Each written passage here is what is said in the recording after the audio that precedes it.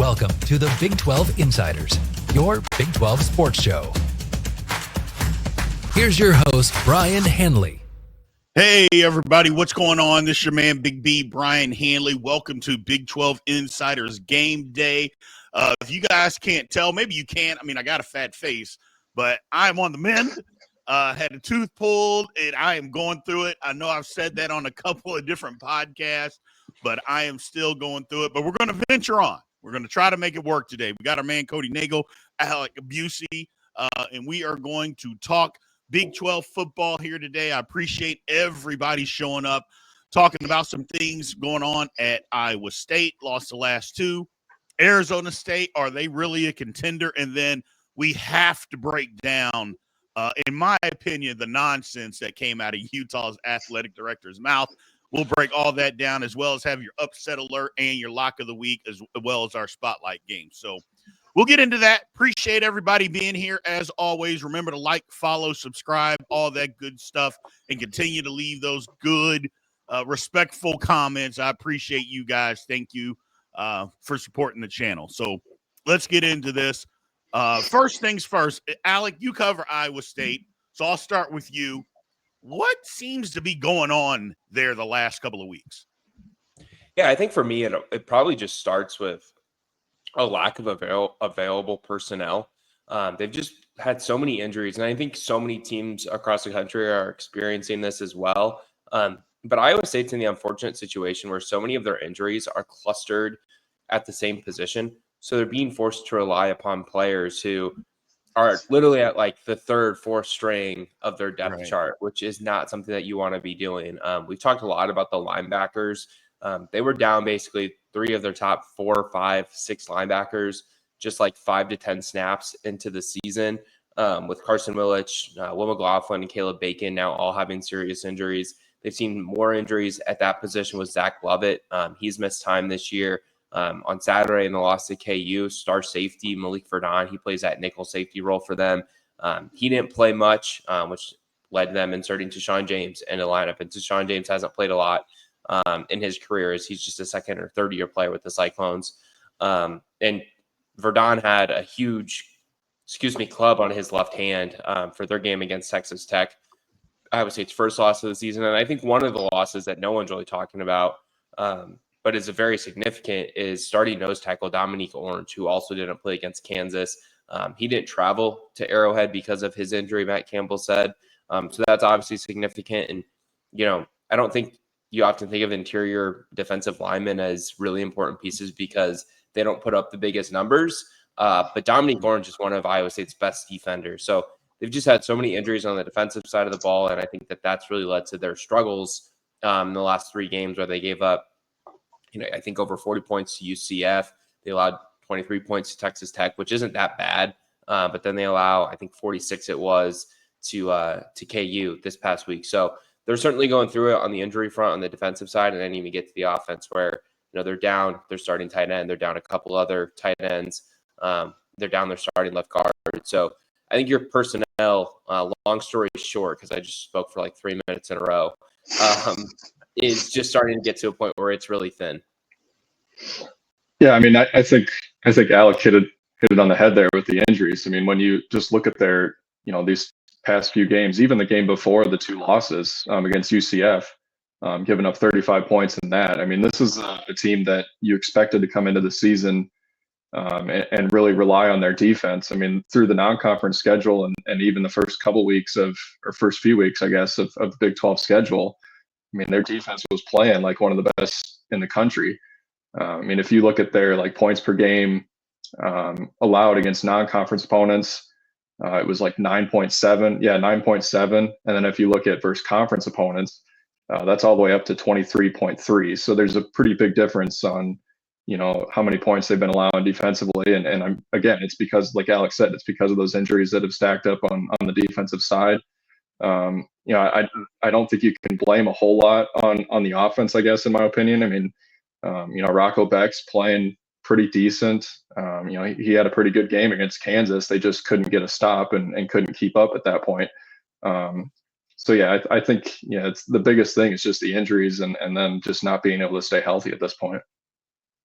Yeah, one of the things, is you look at the end of their schedule. I mean, they play Cincinnati, Utah, and then Kansas State. So it's not.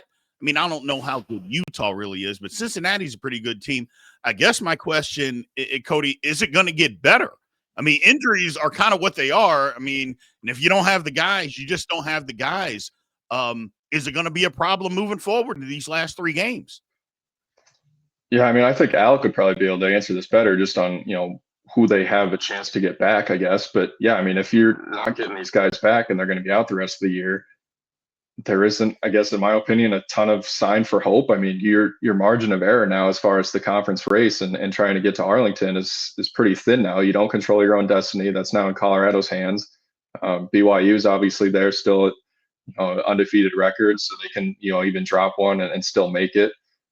So yeah, I think, if they're not going to be able to get guys back, I guess I'm not really optimistic that they're going to, have the season that I think that everyone thought they could once, they hit mid-October and they're, 7-0 at the top of the conference and kind of looking like they were going to roll undefeated until they got to that finale against Kansas State. So yeah, I think it'll definitely be interesting. And if they can get some guys back, maybe they can get things turned around.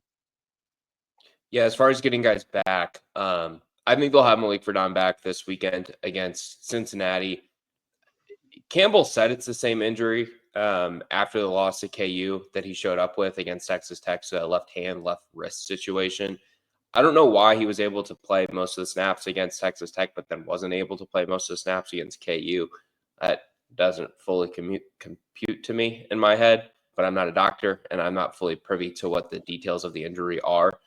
Starting left guard Dylan Barrett, he warmed up against KU, was in uniform at Arrowhead, didn't play. I think he'll be back in the lineup this week, and if not this week, potentially the next. Those three starting linebackers, though, they've expressed confidence that Carson Willich could return or Will McLaughlin or Caleb Bacon could return. I just don't see it. Like, they haven't really played in a game this year, and it's now going to be the third week of November with games on Saturday. It's like, are you even putting yourself in a position to be successful if you're playing a kid who hasn't played a snap this year or hasn't played more than 10 snaps or I guess a good way to say it, are you putting a kid in a position to be successful if you're playing him for the first time against an FBS opponent this year in the third week of November? Like, that just doesn't seem smart to me. Like, that doesn't seem like it's going to fix your issues defensively.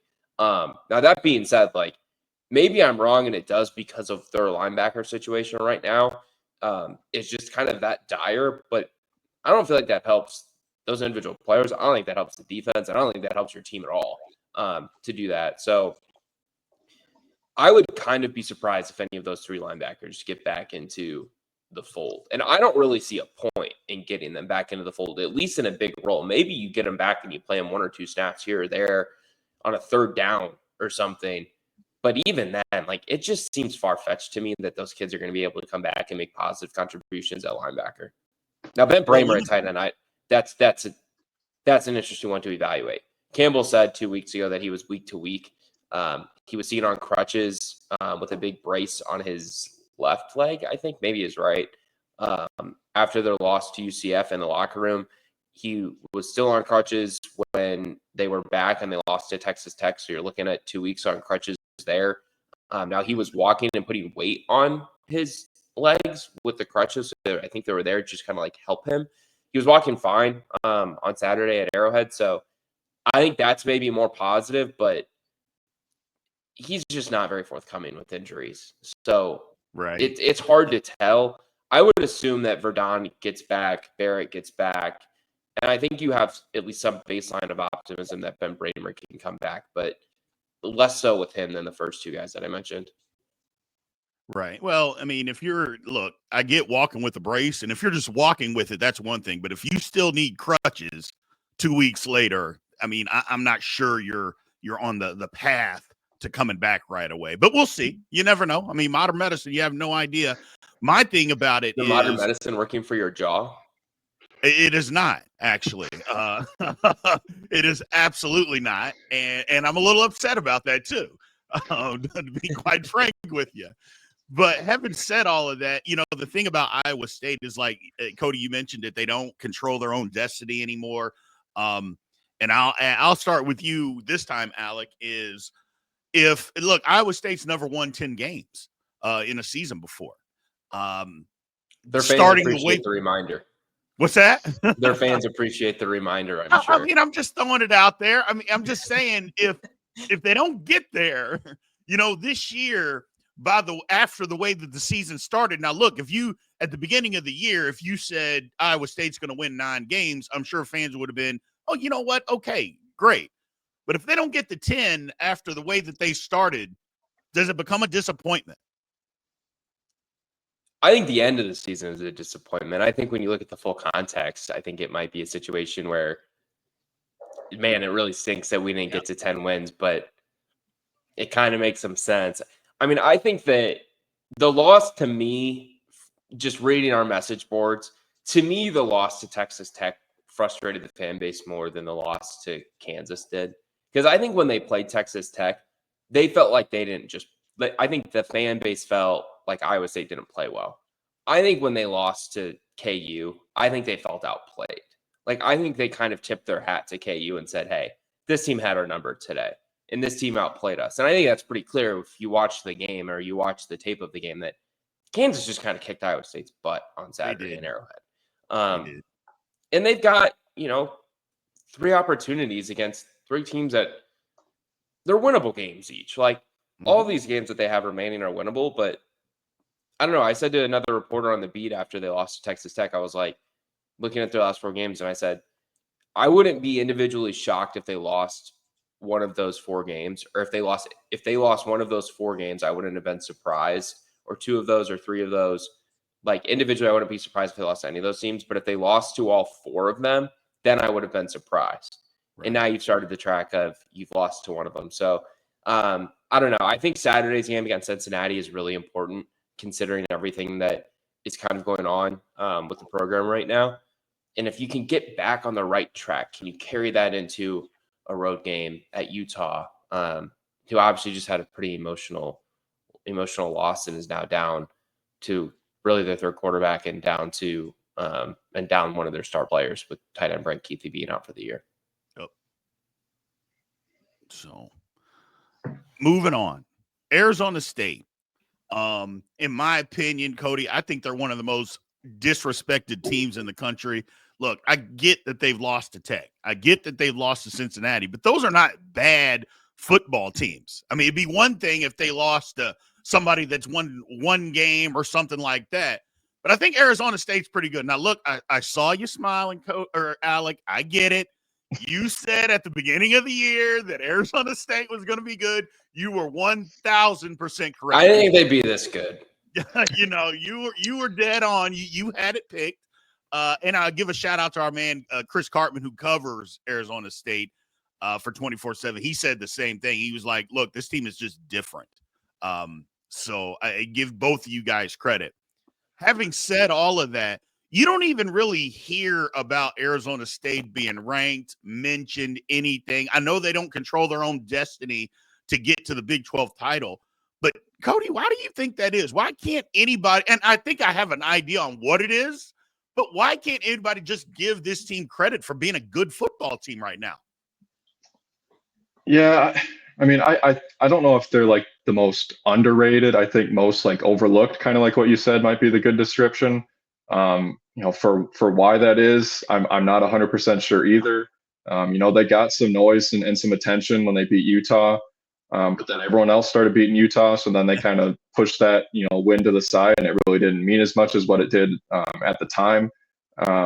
And they've also had some kind of weird like times for games, right? They played on a Thursday night, they played on a Friday night, and then they played in some late windows on Saturdays. So your casual college football fans aren't really paying much attention at those times.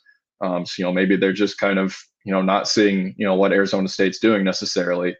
But yeah, I mean that might be a reason for why they're not getting much attention. I really thought that they were going to be ranked in the playoff rankings last night. I thought they'd be at that 25 spot. Obviously, Tulane got that, and Army's there at 24 still. But I was way off on my preseason prediction for Arizona State. I had them finishing, I think, 3-9 overall with just 1 conference win. They've definitely, obviously, exceeded my expectations. You got to give a ton of credit to Kenny Dillingham and what he's done with that program, because even just coming into this season, I think a lot of people were still worried that program was really in a mess just because of what he was left with as far as a roster standpoint and all the injuries they had last year. So yeah, I'm still not 100% sure what the factor is on why they're being overlooked, but yeah, they're gonna, if they keep winning the way they are, they're gonna surprise a lot of people here when they're in the conversation for a spot in the Big 12 title game come in the end of November here. I don't usually buy into the whole like brand bias thing, and I don't want this to necessarily go to that extent. But what I do buy into a certain extent is the West Coast bias, and I think Cody kind of hit this with some of their game times, and I think people just haven't watched because, like Cody said, they play games on Thursday, they play games on Friday, they play in the after dark window 1 or 2 times, and I think that makes it difficult for people to just see them play. On top of they don't have a number by their name, they haven't had a number by their game all year, and I think Cody made a good point of the one time that people were talking about them was when they beat Utah 27-19 in the middle of October, and that game was at 7:00, I think, was that right? Was that at 8:00 on a Friday night or whatever? Yep. So everyone was watching it because that's what we were doing on a Friday night. And now they haven't necessarily had that luxury. They played an early game at Cincinnati that was on ESPN Plus, I believe. Oklahoma State's awful. No one watched that game.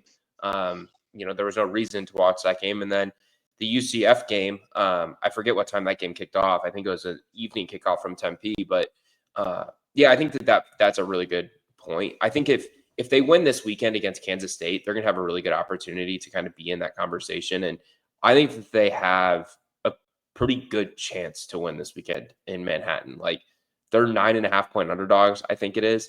And that almost seems like it's a little bit too much to me because they've played everyone close this year. And the one game that they lost in the Big 12 on the road, or I guess they've lost 2 on the road, they lost at Cincinnati without Sam Leavitt. And that game was fairly close for the most part. So, yeah, I think that they're going to be in a position to win this weekend against K-State.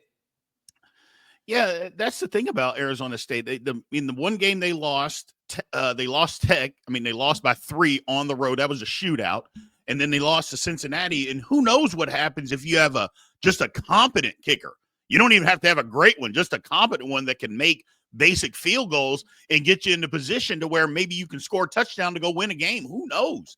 But I just feel like it's a lot of people like myself who picked them dead last and then say, well, the league's not maybe as good, and they're winning these games against teams that aren't as good. I'm just not going to rank them that high. I think we might be seeing some of that, guys, where people are just don't want to give them the credit because of how they initially thought of them, and now they're trying to make excuses on the league. I feel some of that might be going on here. I could be wrong, but I don't think I am wrong. I think that's what some of this is going on. I would also just say that, like, their trajectory can really go up, in my opinion. I know they're losing Cam Scadaboo after this year, but Leavitt is, I believe, a redshirt freshman that transferred from Michigan State. So I think he's got 3 or 4 more years there. Their top receiver, Jordan Tyson, who had a couple touchdowns last weekend in their win over UCF, is just a sophomore. Like, that's a really exciting starting point. And if Kenny Dillingham can make the improvements that he did from a 3-9 season a year ago to what they are this year, that's really impressive. And it's only going to continue to improve as he continues to get his footprint established in the Valley. He activates the Valley, like he oftentimes says when referring to their need for NIL. And let's be real, like, you get a kid on campus there, they're going to want to go to school there.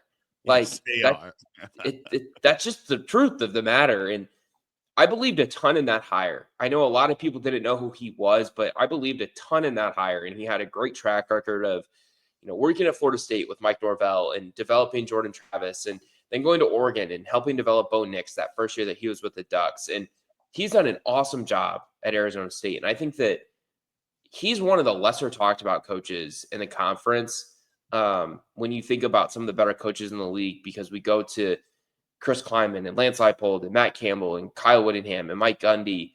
But I think Kenny Dillingham's like road for success is really long in front of him, and he's at his dream job. Like, I don't think Kenny Dillingham wants to coach anywhere else in college football, and he can make a lot of success at Arizona State, I think.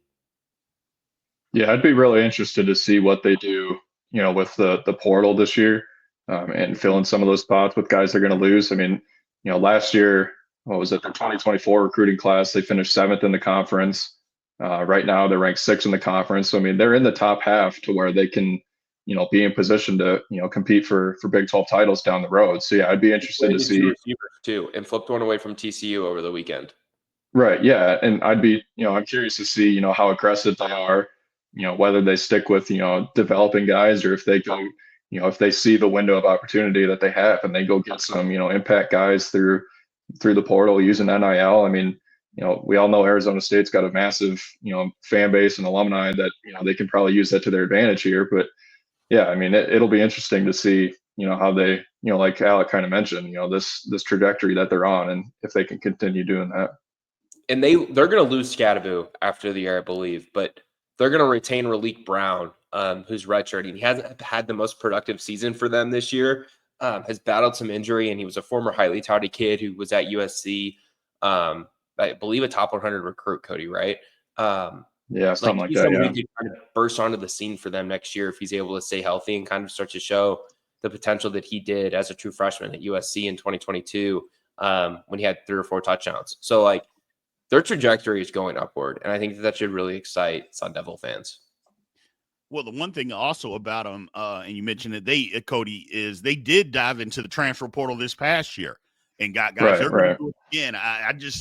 I see it as kind of a sleeping giant per se, because you mentioned they got a huge fan base. They can tap into NIL, and they just need something to get behind.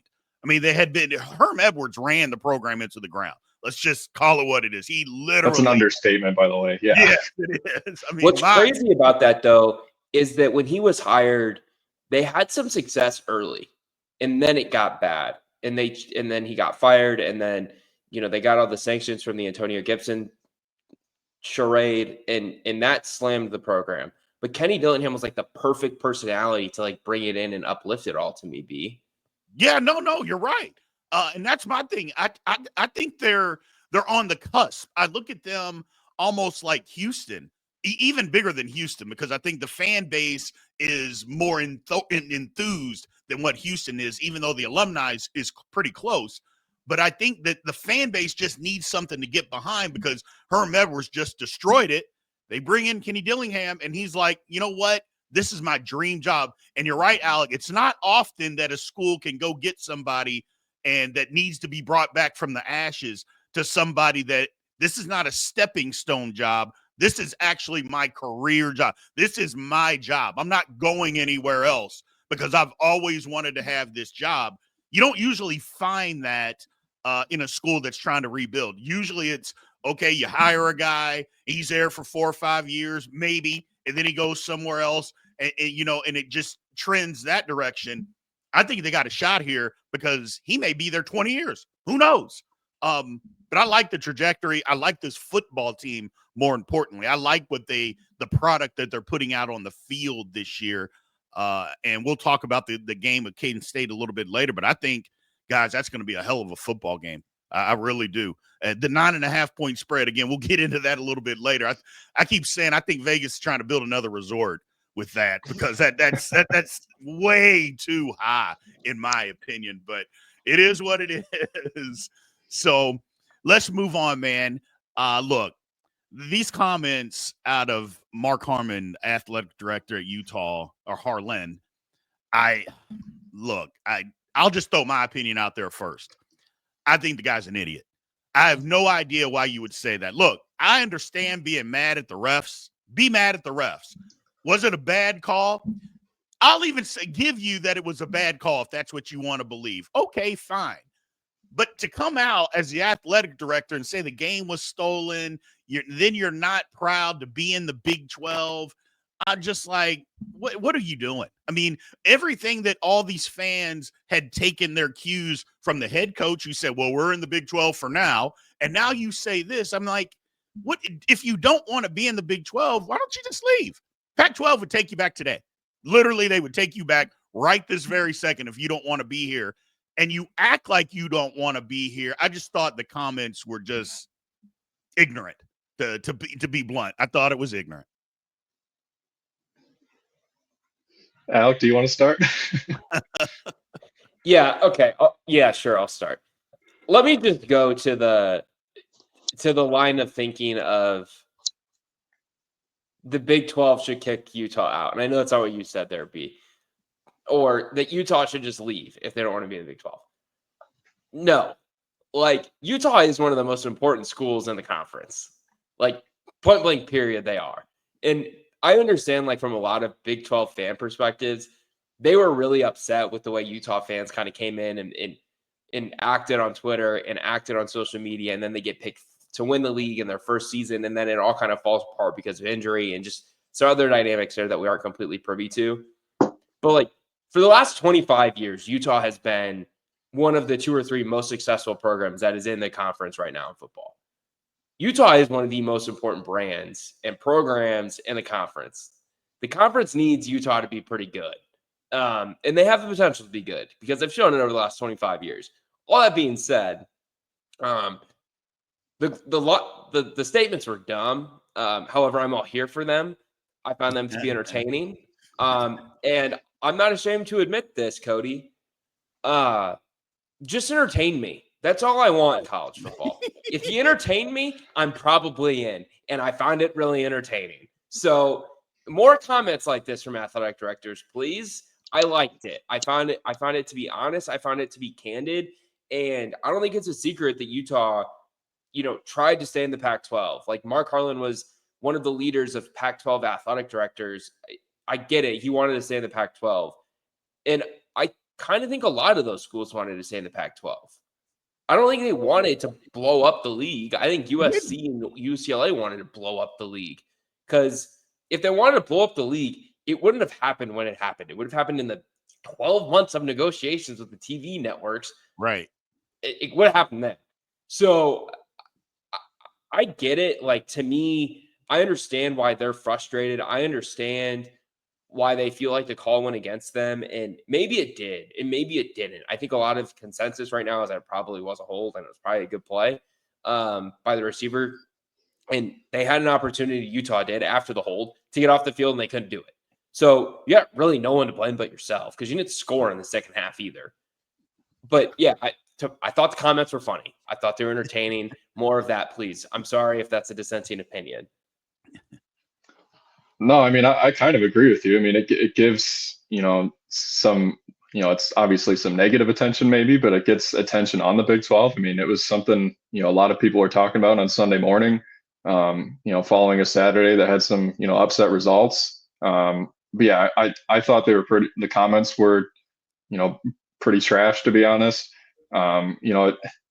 Don't put yourself, as far as Utah, don't put yourself in a position to where it's in the hands of the officials at the end. Like Alex said, they had an opportunity even after that play to get a stop, to get off the field. But no, they let, BYU get that big pass play. And then like 3 plays later, they're in field goal range running out the clock.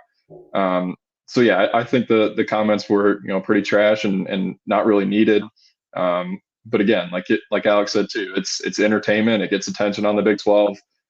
Whether it's good or not, it gets people talking about the teams in the Big 12. So yeah, I mean, I think moving forward, I don't think you're going to see ADs make comments like that. I think they're going to learn from his mistake and keep their mouth shut and not have some impromptu press conference at the game, instead of having just the head coach go up there and you step up there before. But yeah, it was surprising to me, and yeah, just a complete mess, to be honest.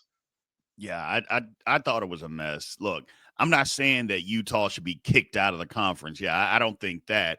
My whole thing though is I just look at things as a human being, as me, as reality. You don't want to be somewhere, then just don't be there. And I know that's difficult when you're talking about football and money and conferences. I get all of that stuff, but don't act like you don't want to be there. Look, you're here. The Big 12 does need you, Alec. You're right. The Big 12 needs them to be good. There's no question about that. People that say they don't, you're lying to yourself. You need Utah to be good, and that's one of the reasons that people are looking at the conference this year as far as football is not being as good is because Utah's not any good, so that's one of the reasons. So they definitely need them to be good, but my thing is at some point, somebody's got to be the adult, and who is that going to be? Somebody's got to take this by the hold and say, look, we're in this conference. We need to act like we want to be here, even though we didn't want to, but we're here now. So, and there's nothing that we can do about that. This is the end of it. Let's just move forward. And you can't have comments like that. I mean, both of you guys are right. And I don't know. It was entertaining. I was just kind of put off by it just for the simple fact that you're bashing the conference because your football team stinks. Because that's literally what this comes down to, is because your team is not any good. You thought you were going to be good. And then you get beat by your rival because you couldn't do anything in the second half to go win the football game. You get 62 yards, and you're mad about a call. And, I mean, if we're all being honest, like I said, Alec, you're right. It was a hold. But you had plenty of opportunities to stop them. Plenty. And you just didn't do it, and you got beat in a game that I think you thought you should have won. And then you blow up your top. Somebody's got to be the adult in the room. That's all. I do think it's interesting that, earlier this year, Gundy had some criticism for officials, and it was kind of taken, complete opposite way. And granted, the context of the situations were completely different. This was, with Utah, it's right after the game. With Gundy, he was, asked about it and, kind of criticized the whole system and how there's no, consistency across, conferences and stuff like that was his main issue. With his criticism, everyone was like, okay, that makes sense. Like, he's got a point. But I also think people listened to him because he's been in the conference for 20 plus years now. Like, he has some room to talk, where you're Utah, you're a newcomer. And before the first season's even over, you're already trashing the conference, saying that you want out, basically. Like, that's not going to sit well with fans, from opposing teams. So I just thought that was kind of interesting how, we've had criticism of officials all season and just how they've been, perceived differently. I would also say that he wasn't the only conference administrator to publicly critique officiating over the weekend. Joe McGuire did it at Texas Tech after their loss to Colorado, and he was like, there's 5 face mask calls that were missed. So I'm never a blame the officials guy, because I feel like they generally do a pretty good job. They try to do their best, and that's a non-forgiving job. But when you got like 2 pretty high-ranking officials, 3 if you count Gundy from earlier in the year, kind of saying, hey, like, y'all aren't doing a very good job, I mean, something should be looked at from you're right. your Mark's office. Yeah. No, I mean, officiating has been horrible, in my opinion, the last 8 to 10 years. No matter what sport you're talking about, I think officiating has been pretty bad. People try to say, well, it's not the officiating, it's just the camera angles. I'm like, no, come on, my man. I watch football just like everybody else. The officiating hasn't been good. But the difference with McGuire is he's talking about plays that happen on the field. He's not talking about the conference sucks. That's the difference. Now, he might be saying, the conference officials are bad and they need to get better. I would even agree with all that because he's not wrong. But then don't say, well, I'm ashamed to be in the conference. That's where I had to draw the line with that. It's just my opinion. Again, I'm just one person with a fat jaw. But other than that, I thought it was crazy, man. Let's get on to some of these picks of the week. Upset alert this week. I'm going to start with you, Cody. There's some out there. There are definitely some out there. I mean, there's some, I think that's low-hanging fruit. But I will go to you on who the upset of the week is for this week in the Big 12. I'm going to go with Kansas over BYU and snapping that undefeated run and kind of causing some more chaos in the conference. I think Kansas looks a lot more like the team that everyone kind of thought they'd be coming into the season. One that would compete with, the best in the conference and contend for a Big 12 title. Obviously, they're out of the picture right now. They smoked Houston a few weeks ago. Probably should have beat Kansas State. Then obviously handled Iowa State last weekend. I just like the momentum that they're building there again. And we've seen BYU, they've had their few close calls. And at what point does, their luck kind of run out, similar to what happened to Miami last weekend? so yeah, I'm kind of feeling the vibes for Kansas, and obviously going into BYU on the road, it's going to be a tough environment, but just kind of like the momentum that they're building there. Ooh, I like it. Cody hates the Cougs. No, I don't. No, I'm going to go with another Cougs. They're 1-point dogs. Houston is on the road at Houston, or on the road at Arizona. Yeah. Have y'all watched Arizona play the last Yep. 2 months? Yeah. They're Give me bad. Houston. Yeah, you took it from me. I was going with Houston. I'm going to piggyback. You all have piggybacked a million times. I'm doing it this time. I'm taking Houston. And I know Houston doesn't have a ton of offense, but Arizona is an absolute dumpster fire. It's not as Oklahoma State bad, but it's pretty bad. Yeah, I'm taking Houston with the 1-point dog there. Lock of the week. Who do we got? I'll start with you, Alec. Yeah, I think it's a really interesting week for that. Because there's not a line that I particularly like a ton. Part of me kind of wants to go to Colorado minus 11.5 against Utah in Boulder. I just wonder if Utah gets to a point where their defense is on the field too much, that it kind of gives way, the dam kind of breaks, and the Buffs are able to put up some good points. But part of me still thinks that Colorado has another loss in them. But if I had to pick one this week that was a lead pipe lock, I'd probably go with Colorado minus 11.5. And of course, that's the biggest spread of the week. Yeah, that was the obvious one for me too. I mean, just all the injuries that Utah has. Colorado, it's an early kickoff. It's like 10 a.m. local, isn't it? So yeah, I mean that's maybe a little bit concerning for Colorado and being able to get up for that game. But yeah, Colorado's looked like probably the best team in the conference these last few weeks. I don't have much doubt that they're going to be able to cover that spread. Gotcha. I'm going to take one.